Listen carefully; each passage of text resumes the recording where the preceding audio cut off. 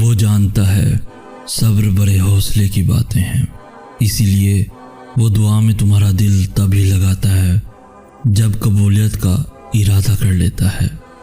اپنے لکھے ہوئے نصیب پر اللہ نے تمہاری دعاؤں کو فضیلت دی، تو کیا معجزوں کی یہ دلیل تمہارے لیے کافی نہیں؟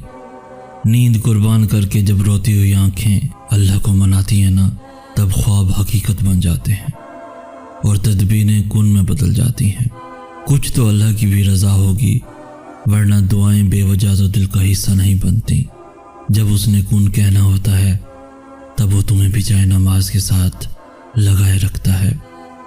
کن بنانے والا ہی اس کن تک پہنچنے کا راستہ بنائے گا، پھر دنیا کی ہر بحث ہار جائے گی اور نہ بدلنے والا مقدر بھی بدل جائے گا۔